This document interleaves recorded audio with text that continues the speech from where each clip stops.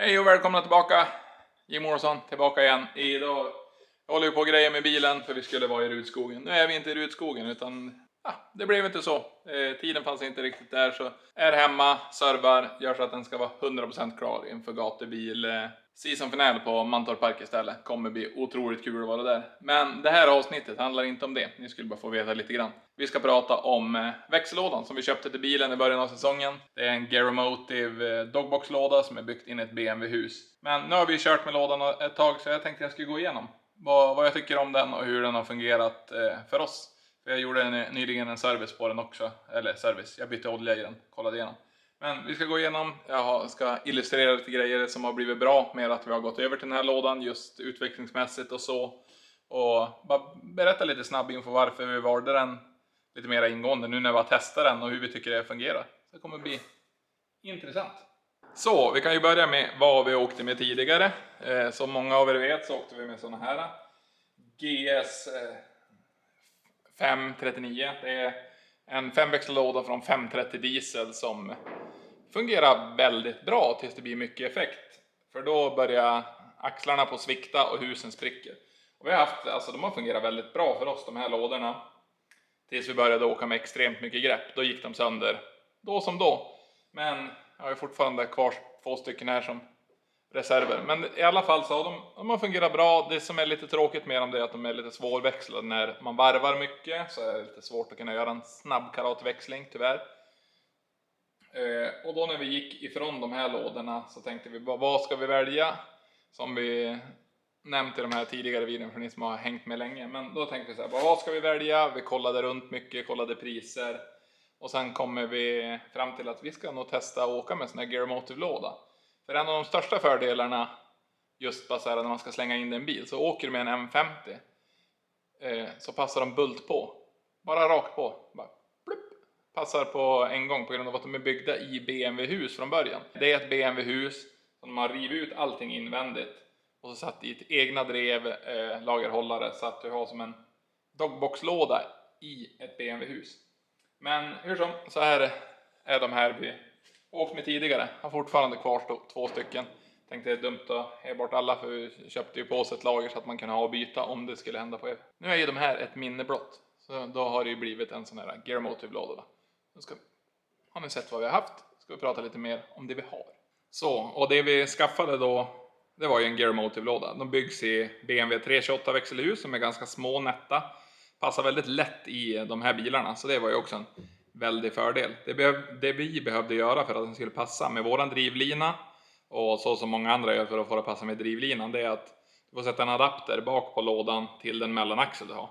Som hade åkt med en 530 diesellåda till exempel, då är den lite längre. Då har de en adapter som man kan köpa direkt, så då kan du bara använda exakt samma mellanaxel som tidigare. Vi åker ju med en specialaxel från Cellholm, så då ser vi knutar fram och bak. Så då har jag en kompis som jobbar som CNC-operatör, så då fräste han ut en adapter från den här vanliga 3-hålens upp till en CV-knuta. Så det var ju faktiskt sjukt smidigt. Så det vi behövde göra för att få det att passa i den här bilen, det var faktiskt det var 2 grejer som vi behövde göra. Det var ju göra ett växellådsfäste och sen en adapter till mellanaxeln.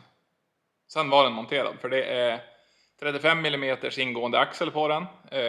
Jag tog den här med heavy duty axlar så att den ska tåla ännu mer. Sen har vi driftingutväxlingen i den också. Men jag tänkte jag skulle illustrera det på tavlan, vad som har gjort att det har blivit bättre. Förutom att den här håller. För nu har vi kört ungefär lite över 100 däck på den. Vi har testat väldigt mycket olika grepp. Varit väldigt aggressiv med lådan och fungerar väldigt bra. Men det som behövde göras i övrigt för att vi skulle få på den på bilen, så var det ju göra en växellådsbalk och en mellanaxeladapter. Sen då var det bara plupp, så var den i bilen. Då valde vi att gå ifrån ett hydrauliskt styrtrampningslager som sitter runt axeln som vi har haft tidigare. Och då valde vi att gå med en gaffel istället som det sitter original på BMW. Jag pratade med en kompis som har åkt med det, han tycker det fungerar jättebra att gå tillbaka till det. Så då gick jag tillbaka till det istället. En originalcylinder, köpte en ny kopplingsslang och så då var den på plats. Men det behöver man göra på alla lådor också. Det var att växlingsslänkaget behövde ju moddas för min växelspak så att det var rätt längd på. Det tycker jag har fått till ganska bra. Det går säkert att optimera lite mer också, men just nu är vi väldigt nöjda med det. Så jag tog bara helt enkelt ett original växellänkage, kapade av det, stoppade in jag tror det var en M12 in 6 och sen en mutter på andra sidan, så då kunde jag justera längden på den så att jag fick rätt lutning på spaken. Och med rätt lutning på spaken så menar jag att den inte lutar framåt eller bakåt när den är i neutralt läge, utan den här. Så nu har vi ganska korta och bra lägen.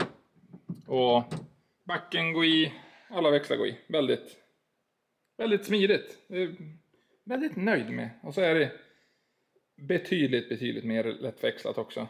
Speciellt både för att det är en dogringlåda men jämfört med 530 diesellådan så är det går inte att jämföra. Där är det bara tjup, tjup, tjup. Sjukt smidigt. Det var ju en väldigt enkel process att få den in i bilen för att få den att fungera. Men nu på grund av att det vi kommer att surra om nu, det är lite mer utväxling. Hur utväxlingen var gjord i den här lådan gjorde att vi behövde byta utväxling i bakaxeln. Men det har ju vi egentligen behövt göra under en ganska längre tid. Vi har som kört runt problemet.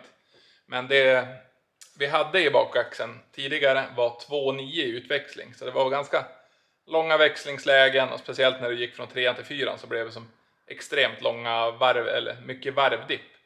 Jag tänkte jag skulle illustrera det här. Men hur som så bytte vi till en 3.6 utväxling, och med den här lådan så blev det fungera extremt bra på de banor vi har kört på hittills. Men det är ju ofta att man kan väl ändå hamna i mellanläge på vissa banor, att växlarna inte blir riktigt super. Som jag har nämnt några gånger, att man kanske vill ha några kilometer till på någon växel. Men nu har vi bara en fast bakaxel hela tiden, så att då blir det lite grann så. Vi håller på att söka efter en till så att vi kan ha kanske en 3.6 och så kanske en 4.10, så att man får lite ännu kortare lägen. Men nu kan vi gå in och visa lägena och vad som har blivit bra med det här jämfört med den gamla setupen. Så här får ni se min fina graf. Nu ska jag visa typ lite grann hur vi hade med utväxlingen i gamla lådan och hur det har blivit med den nya. Här har ni då varvtal på bil, och så här har vi ju fart. Så då kommer jag göra ett streck upp här, och så där jag går ner igen, det är där man då kommer växla. Så vi säger att gamla lådan var så här då. Så vi säger på gamla lådan, nu har vi som tagit till det här är ju inte riktigt skanlenligt, men för att köra 50 eller vi säger 60 blås på gamla lådan så var man ju tvungen upp på 7000 varv och så ner. Och så det blev så här ganska långa lägen. Speciellt mellan 3an och 4an. För han gick ju typ 160 på 3an. Och så 4an, då föll den ju ner jättelångt. För den gick ju 240 på 4an. Och typ 300 på 5an. Så ni ser här, det blir 1an, 2an, 3an, 4an, 5an. Ja, det blir väldigt långa lägen sådär. Så är det alltså väldigt, väldigt enkelt beskrivet nu. Det är ju absolut inte att det ser ut precis så här, men ni förstår principen. Och den nya lådan är då så här. Här har vi då hur nya lådan är. Då går han ju typ 100 blås på ettan. Eller inte riktigt, han gör ju typ 80, men bara för att illustrera. Och sen då varje växel så är det ungefär 30 km i timmen. Så då faller den ju aldrig så ner så långt i registret. För den här bilen säger för att den ska gå bra så måste man ju hamna kring 4, alltså här någonstans i varvtalen. Ovanför det här strecket för att den ska som vakna till liv bra på nästa växel hela tiden. Och då blir det ju mycket bättre med den här lådan när du får en lång etta, för då ska man ju ändå bara accelerera och sen har man korta lägen hela vägen. Istället för som ni såg på den gamla lådan att det blir, vi kan ta den svarta pennan bara för att beskriva. Att det blir lite mera så här för att den ska kunna axa. Nu är ju det här väldigt, väldigt överdrivet, men ni förstår konceptet. Så nya lådan har en lång etta och sen då hamnar du lättare i registret hela vägen. Så det har jag upplevt var en väldigt bra grej med just så som utväxlingen är gjord i den här lådan och så som det är i många andra lådor också. Men Med 3.6 blev det väldigt behagligt att köra den här Gearmotive-lådan i våran E30. Så hamnar bättre i register hela vägen istället för att det ska ligga och behöva bygga upp laddtrycket igen. Utan man landar i varvtrycket och så bara vill den bara ösa på.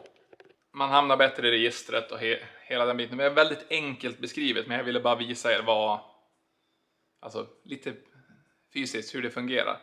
Sen i övrigt på den här växellådan så har du dogleg heter det. Så du har ettan mot dig där egentligen tvåan är. Och så blir tvåan framåt, trean, fyran, femman. Så den tog lite tid att vänja om sig att man skulle växla så. Men det var bara att tänka att man hade en 6-växlad låda med trasetta. Så man startar alltid på tvåan, sen är det som samma stegning. För de flesta banorna vi har kört utan de snabbaste så kör vi ettan, tvåan, trean. På grund av att den går ju ish 170 kanske på trean, 180 där någonstans. Och så en liten bit över 200 på fyran och 240 på femman. Och det har blivit att bilen hamnar mycket lättare i registret med den här dogleg-lådan då. Så väldigt tacksam det. Nu som sagt, vi har kört drygt 100 däck med bilen. Gjort 2 oljebyten. Det har typ inte ens kommit ut en flisa. Det var första oljebytet, är ju alltid lite. Resten är någonting används för första gången. Och så just när det är raka drev så lever den ju om mycket mer. Så jag tänkte ni ska få se lite, klippa lite ifrån växlingar och grejer. Men det är just att det lever ju om lite mer, men när du har då doggringar istället för att ha synkringar som gör att nästa växel ska hinna gå upp i varv innan du lägger in den, så är det i stort sett som klor som är så här mot varandra. Så vid varje växling så är det bara, då fastnar klon. Så det är så här, var bara bestämd och växla över så bara smäller i på en gång.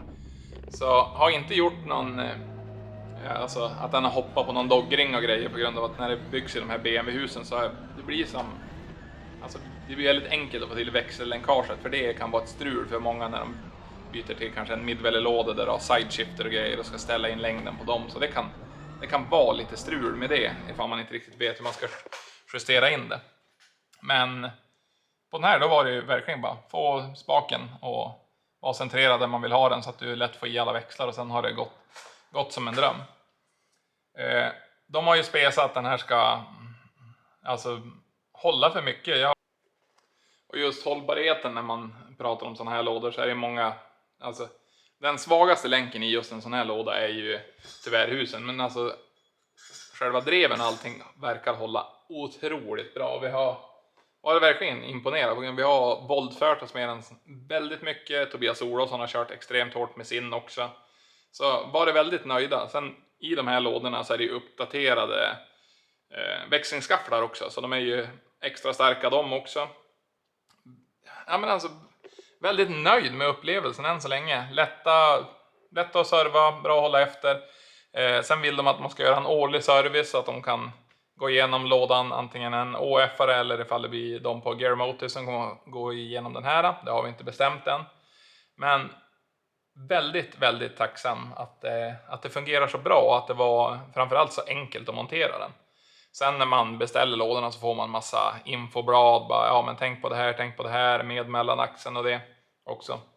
De rekommenderar även att man ska åka med typ en Hardy-skiva och en 2-delad mellanaxel för att verkligen få det så lite belastning på lådan som möjligt.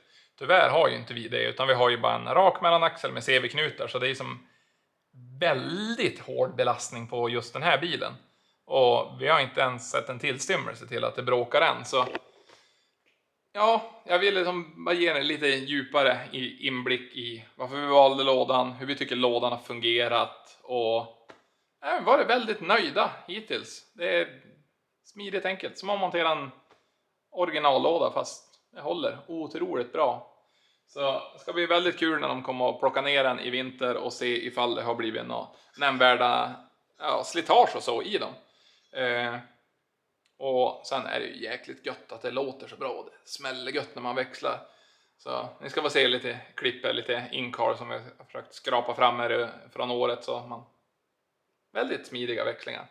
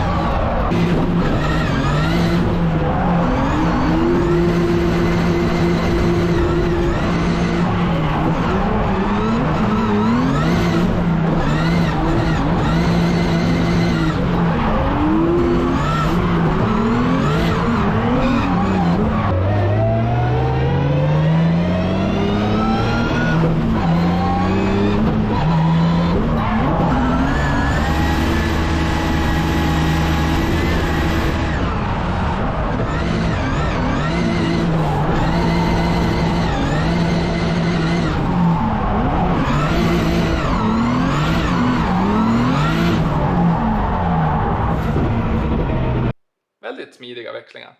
Men det var i alla fall min, ja vad ska vi säga, min recension om en Gearmotive-låda.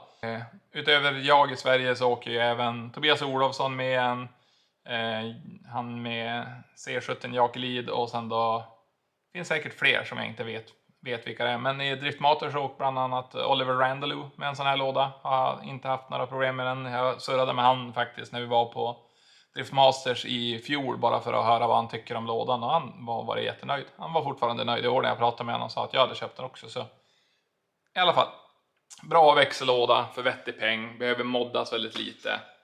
Så ja, tacksam upplevelse i den här Drifto-bilen. Men det var allting för den här gången. Tack så jättemycket och ha en underbar dag.